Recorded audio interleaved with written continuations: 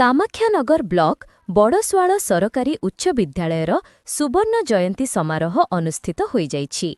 सुवर्ण जयंती कमिटी सभापति शेषरंजन दास सभापतित्वरे एक साधारण सभा आयोजित होइथिला। एथिरे विधायक शत्रुघ्न जेना मुख्य अतिथि, मठकर गोला महाविद्यालय अध्यक्ष चित्तरंजन दास मुख्य वक्ता, डीईओ परेश कुमार पात्र, बीईओ सरोज कुमार साहू, उपजिल्लापाल दिनमणि नायक, सहजिल्लापाल दीपक कुमार मिश्र, एक्जिक्यूटिव मजिस्ट्रेट ज्योतिरूपा सतपथी, तहसीलदार शुभंकर महांती प्रमुख सम्मानित अतिथि भावे जोगदेई उद्बोधन देइथिले। शिक्षयित्री भाविना साहू अतिथि परिचय प्रदान करिथिले। भूमिका अछि पितामातांकर एवं सम परिमाण रे छात्र छात्री मानकर मध्य समान भूमिका रहिछि, गुरुत्व रहिछि। तो जेहेतु नाम दास महोदय ये विद्यालय गोल्डन जुबली कमिटी प्रेसिडेंट, विद्यालय पूर्वतन छात्र मंचासीन आम समस्त अति प्रिय कामाख्यानगर माटीर गर्व गौरव कामाख्यानगर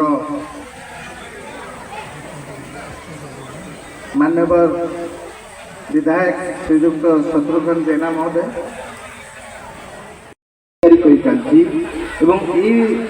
खाली पिला जो प्रयोगशाला स्कूल नुहे, यह गोटे देश गठन गोटे स्प्रिंग बोर्ड जो आम से छात्र छात्री मानू करूँ जो मैंने कि आगामी दिन में जाएंगी समाज गोटे सुस्थ वातावरण बनाती, गोटे प्रगतिशील समाज से माने धारा साजती एवं से कुनि कुनि पिला माने भविष्य जाए निश्चित सोसाइटी की गोटे मीनिंगफुल कंट्रीब्यूशन करते। तेरे आज शिशु कालीर नागरिक, कालीर भविष्य, कालीर देश गठन एक प्रमुख अंग। ये वातावरण भितर प्रमुख अवदान थाए शिक्षक शिक्षयित्री विद्यालय जो मैंने निरंतर प्रयास कर आमर शिक्षा मान केमती उन्नत रखा, केमती एजुकेशन आम स्टैंडर्ड मेंटेन करवा, पिला को गोटे सुंदर शैक्षिक वातावरण दबा, जो वातावरण रे पिला भाविबा शिखिबो, गठनमूलक चिंताधारा मन में उंकी मार, जो वातावरण रे पिला निजर भविष्य देखिबो, पिला निजर थॉट बा भावना को गोटे एक्शन बा कर्म परिणत करिबो। एकदा हमर आइंस्टाइन होंतु बा एपीजे अब्दुल कलाम होंतु समस्तंकर से गोटे कथा। आज यही विद्यालय एते बड़ अनुष्ठान होइकि ठिया होइछि, सेमानंक निमंते मोर भक्तिपूर्ण प्रणाम।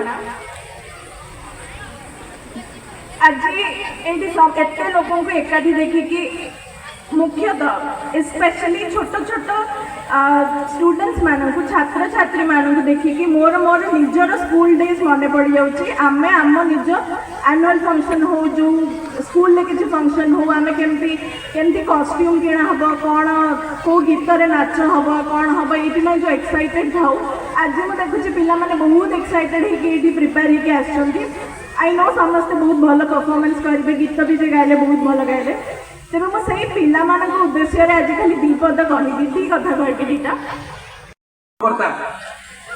सहभागिता बहुत परिमाण में थी। तेणु मु समस्त को मोर पूर्ण सहमति प्रकाश कर ये कार्यक्रम एवं धन्यवाद देवी ओल्ड स्टूडेंट एसोसिएशन को, से माने ये कार्यक्रम को सर्वशेष आपण सम्मुख में परिप्रकाश कर। वंस अगेन आउे कंग्राचुलेट करेंगे एंटायर ओल्ड स्टूडेंट एसोसिएशन को एवं जो मैंने समस्ते आज एकत्रित होती से गर्वित अनुभव करुवे। ये गोटे कार्यक्रम बोध हुए विरल मुहूर्त मिले, तेणु समस्त को मो तरफ आउे अशेष अशेष धन्यवाद। ये माटीर योग्यतम संतान से आज आम गहन नहांती, एक सरल अमायिक व्यक्तित्वर अधिकारी, ओडिशा सरकार वरिष्ठ मंत्री स्वर्गत ब्रह्मानंद विश्वाल महोदय निर्देशन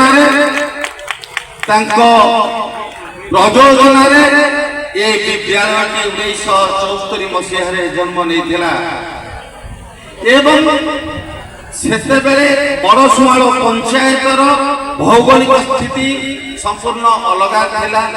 ସେତେବେଳେ କନ୍ତାରୀପାଟ ପୁରା ଇତ୍ୟାଦି ବଡ଼ଶୁଆଳ ଗ୍ରାମ ପଞ୍ଚାୟତରେ ଥିଲା ଏବଂ ଏ ଅଞ୍ଚଳବାସୀ ମାନେ ବସି ସେ ସମୟର ଶିକ୍ଷାବିତ ମାନେ ବସି 1974 ମସିହାରେ ଏ ଅନୁଷ୍ଠାନକୁ ଜନ୍ମ ଦେଇଥିଲେ ଏବଂ ତାର ପରିଚାଳନା ଦାୟିତ୍ୱ ଯେଉଁମାନେ ନେଇଥିଲେ ସେମାନଙ୍କ ଭିତରୁ ଅନେକ ଆଜି ସ୍ୱର୍ଗଧାମରେ ସେ ସମୟର ସରପଞ୍ଚ ସ୍ୱର୍ଗତ ମକଦମ ବୋଲି ଆମେ ଯାହାଙ୍କୁ ଜାଣେ ଉଦୟନାଥ ଶତପଥୀ ତାହାର ସଭାପତି ପଦ ମଣ୍ଡନ କରିଥିଲେ ଏବଂ ସେ ସମୟରେ ଏ ମାଟିର ପୁଅ ପ୍ରତିଭାବାନ ପୁଅ ସ୍ୱର୍ଗତ ଗୁଣ୍ଡିଚା ପାଳ ମହୋଦୟ ସମ୍ପାଦକ ଦାୟିତ୍ୱରେ ଥିଲେ ଏବଂ ସମସ୍ତଙ୍କ ନାମ ସଂକ୍ଷେପରେ ଟିକେ କହିଦେଉଛି ନହେଲେ ସେମାନେ ଉପରେ ଥାଇ ଯେଉଁମାନେ ଏ ଅନୁଷ୍ଠାନକୁ ତିଆରି କରିଛନ୍ତି ଶ୍ରୀଯୁକ୍ତ ଶ୍ରୀନିବାସ କୁଣ୍ଡିଆଙ୍କ କଥା କୁହନ୍ତୁ, ପରଲୋକଗତ ପ୍ରସନ୍ନ ପାଣିଗ୍ରାହୀଙ୍କ ମହୋଦୟ, ଅନ୍ତର୍ଯାମୀ କୁଣ୍ଡିଆ ମହୋଦୟ। ଆଜି ସକାଳେ ବହୁତ ଆନନ୍ଦ ଲାଗୁଥିଲା। ତ୍ରିଲୋଚନ ସାର୍ ଆଜି ମଞ୍ଚରେ ଅଛନ୍ତି କି ନାହିଁ ମୁଁ ଜାଣିପାରୁନି। ତ୍ରିଲୋଚନ ସାର୍ ଆସିକି ସକାଳେ ପତାକା ଉତ୍ତୋଳନ କରୁଥିଲେ, ଗର୍ବରେ ଆମ ଛାତି ଫୁଲି ଉଠୁଥିଲା ଯେ ସେମାନେ ଏହାର ପ୍ରତିଷ୍ଠାତା ସଦସ୍ୟ ଥିଲେ। ସେତେବେଳର ଦୁର୍ଯ୍ୟୋଧନ ସାର୍ଙ୍କ କଥା କୁହନ୍ତୁ, ଅନ୍ତର୍ଯାମୀ ବିଶ୍ୱାଳ ସାର୍ଙ୍କ କଥା କୁହନ୍ତୁ, ପ୍ରଫୁଲ୍ଲ କୁମାର ପାଣିଗ୍ରାହୀ ସାର୍ଙ୍କ କଥା କୁହନ୍ତୁ, ସ୍ୱର୍ଗ ରାମଚନ୍ଦ୍ର ପଣ୍ଡାଙ୍କ କଥା କୁହନ୍ତୁ, ଏମାନେ ସମସ୍ତେ ସହଯୋଗର ହାତ ବଢ଼େଇ ଏ ଅନୁଷ୍ଠାନଟିକୁ ଆରମ୍ଭ କଲେ ଉପ୍ରା ସ୍କୁଲ ପ୍ରାଙ୍ଗଣ। ଶ୍ରୀଯୁକ୍ତ ବିଶ୍ୱାଳ ମହୋଦୟ ଯେହେତୁ ମନ୍ତ୍ରୀ ଥିଲେ ଏଠି ନବନିର୍ମିତ ଏମଇ ସ୍କୁଲଟିଏ ଥିଲା। ସେଠି ଗୋଟିଏ ବର୍ଷ ଚାଲିଲା ପରେ ସ୍କୁଲ ଆସିଥିଲା ଏଇଠି ନିର୍ମିତ ଟାଇଲ ଘରକୁ। 3ଟି ଘର ଥିଲା, ସେଠି ହାଇସ୍କୁଲର କାର୍ଯ୍ୟକ୍ରମ ଆରମ୍ଭ ହୋଇଥିଲା।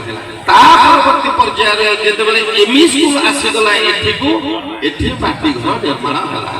ଏ ଅଞ୍ଚଳର ଏ ଅଧିବାସୀ ମାନେ କାଠ ବାଉଁଶ ବରଡା ଦେଇ ୟାକୁ ଛାୟାଣି କଲେ। ମୁଁ ଯେତେବେଳେ ଅନୁଷ୍ଠାନର ଛାତ୍ର ଥିଲି, ମୋ ଉପରର 2 ବ୍ୟାଚ୍ ପିଲାମାନେ ଥିଲେ ମଧ୍ୟ ଆମେ ମାଟି ଗୋଳେଇକି ମାଟିରେ କାନ୍ଥ ମଧ୍ୟ ଧୋଇଛୁ। ସେ ଦୃଶ୍ୟ ମନେ ରହିଛି। ତୋଟାକୁ ଯାଇ ହାଟ ପାଖକୁ ଯାଇ ଗୋବର ଆଣି ଲିପିବାର ଦୃଶ୍ୟ ଆଜି ମଧ୍ୟ ଉଜ୍ଜୀବିତ ରହିଛି।